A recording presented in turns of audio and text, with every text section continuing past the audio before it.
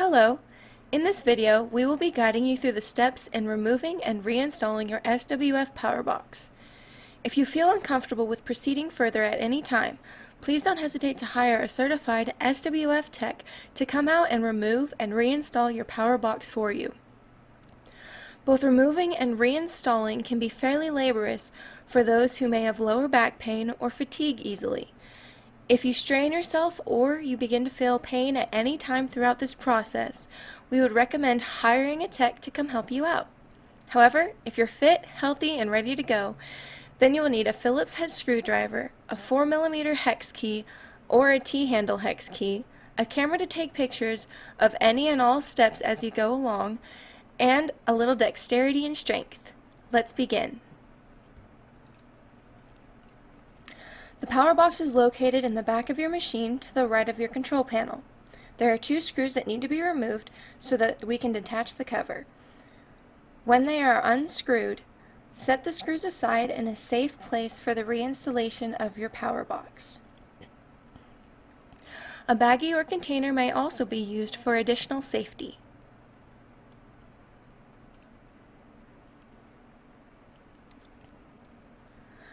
To remove the lid, lift the back end of the cover and pull straight back.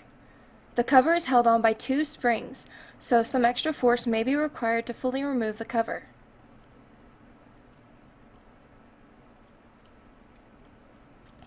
As you can see, the springs are solid metal and are pretty sturdy, so don't be afraid to pull when trying to remove the cover.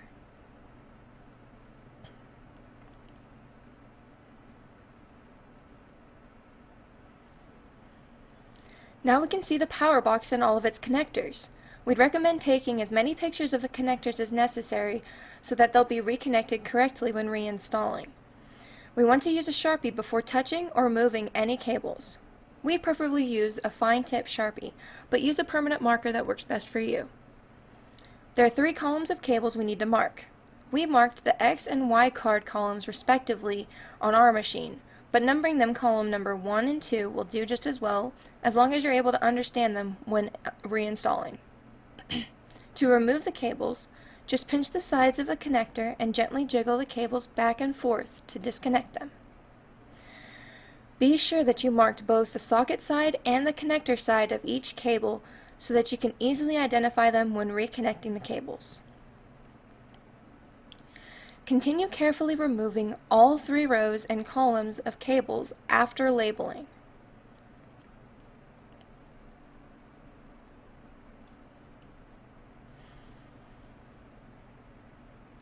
Taking a picture of each row before disconnecting can help you when you're reconnecting the cables later.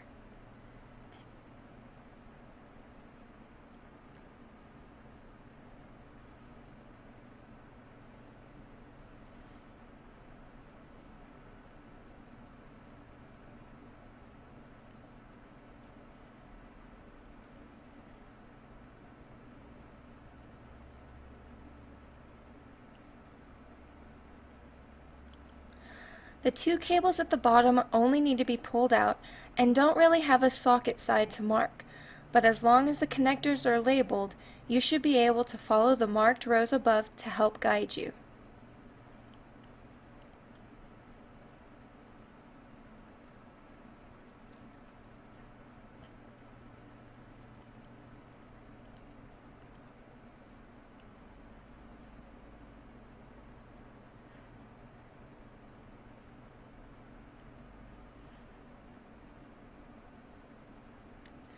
Make sure to note that the small black cable is on the bottom row for reinstallation later.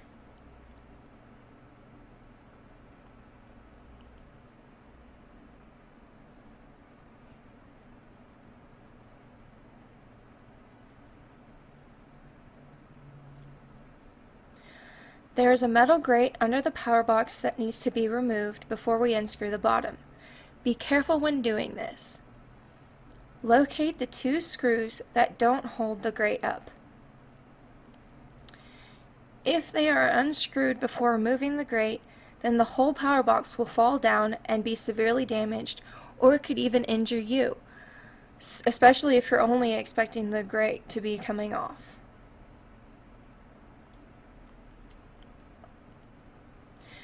Use your T-handle to remove the screws from the grate.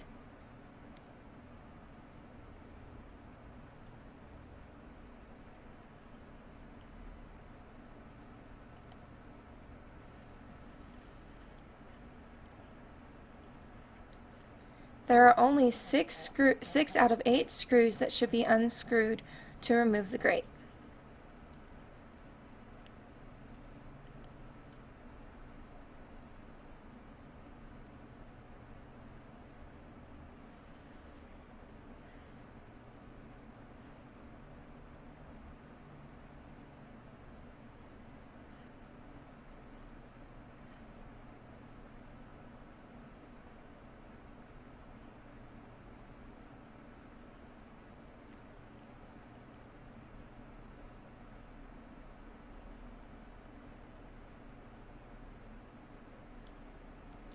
When the grate is removed, we can easily see the fan connection and can now disconnect it by pinching and pulling it apart.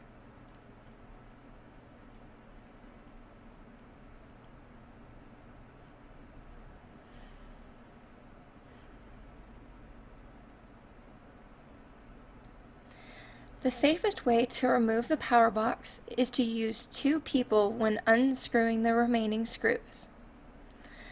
The power box is pretty heavy, so be sure that your helper is strong enough to hold the box while you remove the last 2 screws. Use your T-handle to loosen both screws and then fully remove them while your helper keeps the box steadily against the machine.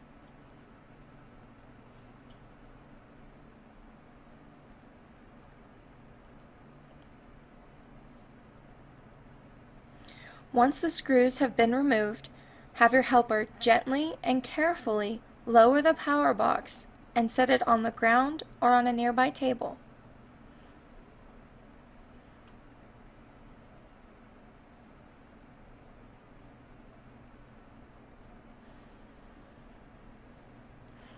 The second way is not highly recommended, but can be done by a strong, careful individual. This choice is entirely up to you, but for safety's sake, we recommend making the removal process a team effort. You will have to remove the 2 screws while steadily holding the power box up in the same fashion as a helper would by keeping the box against the machine until both screws have fully been removed. To remove the box yourself, slide one hand across the entire bottom of the power box in the middle and use your other hand to unscrew the screws. Use your T-handle to loosen both screws and then fully remove them.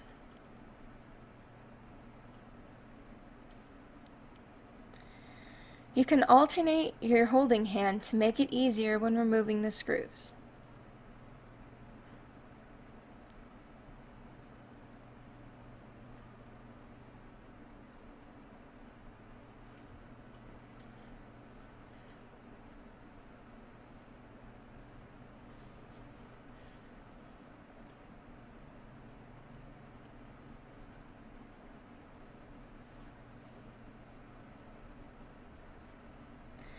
Then use both hands to carefully remove the power box and set it aside on the ground or on a nearby table.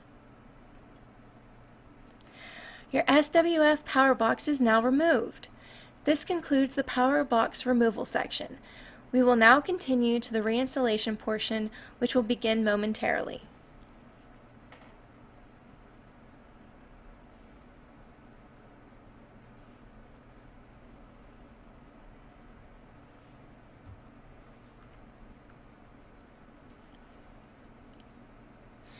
To reinstall your power box, raise it up into the power box cavity. You can either use a helper to hold the box up while you screw in the 2 corner screws that are not needed to hold up the grate, or you can hold the box up yourself and alternate your holding hand to install the corner screws.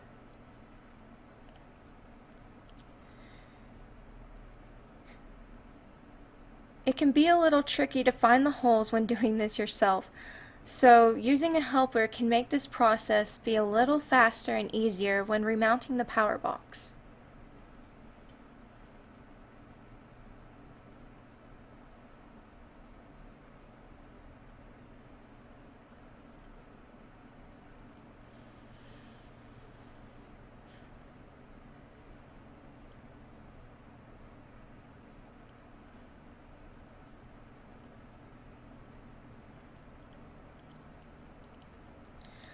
Tighten the corner screws with your T-handle to fully secure the box.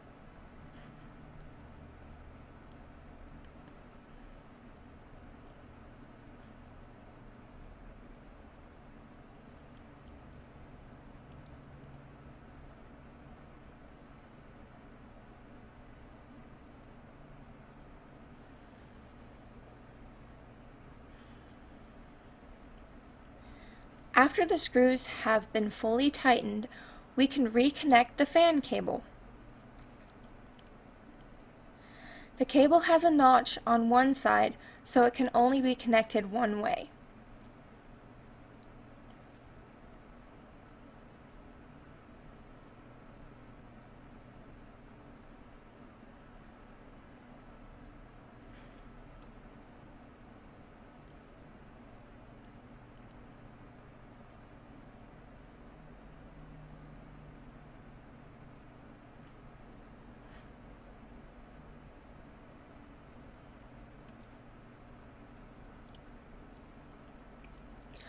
Place the grate back on and hand tighten 2 screws on either side to hold the grate in place.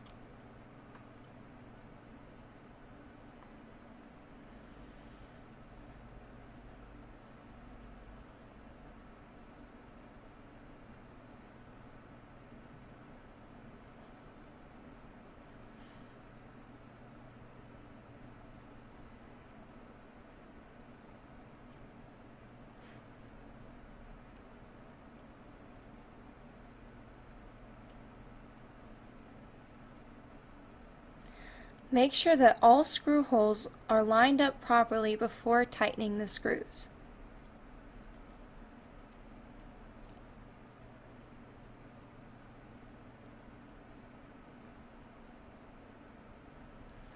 Next, use your T-handle to screw in and tighten all of the remaining screws.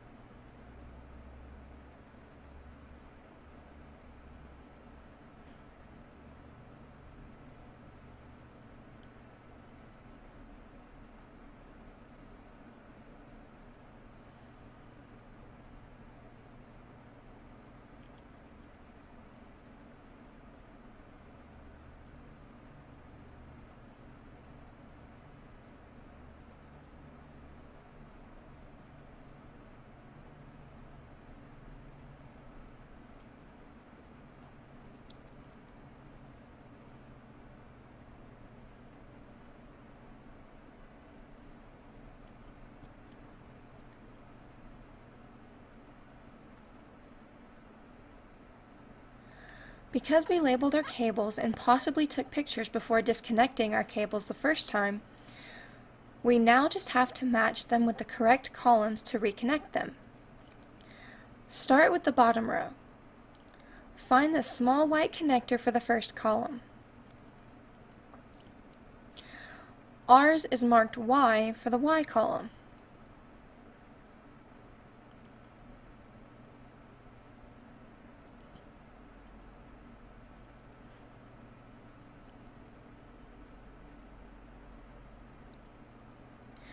Our second cable is marked X for the X column.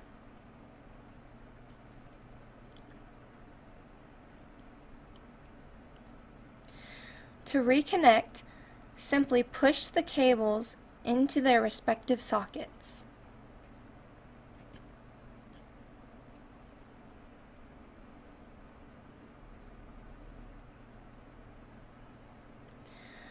The wide multicolored connector goes in the bottom row of the third column.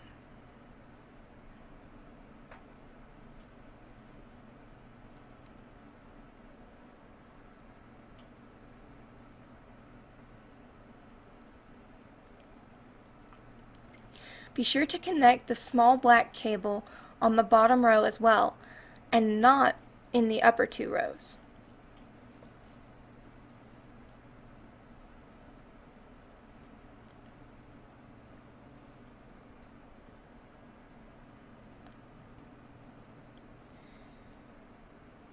Then connect the thick yellow cables in their respective columns.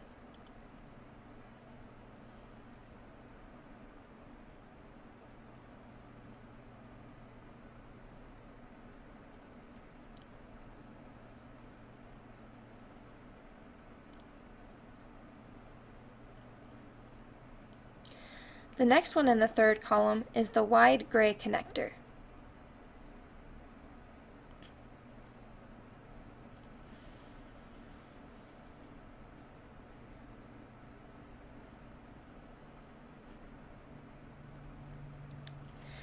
Then connect the remaining top row in their own columns.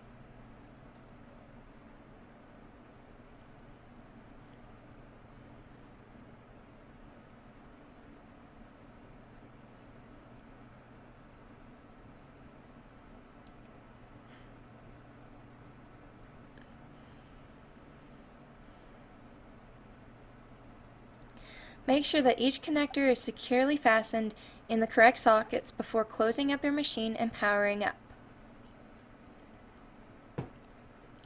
Remember the two metal springs on the cover? Well, to put the cover back on, we need to make sure that they are secured under this lip. To do that, slide the cover back, keeping it parallel to the ground until you feel the springs are touching the metal lip, and push straight back. The metal plate at the front cover will catch on the side of the machine. Slightly lift the cover about 15-degree angle and push back again so the cover can be lowered. Pull the cover forward so that the metal plate's holes match with the ones on the outside. And screw the two screws back into place.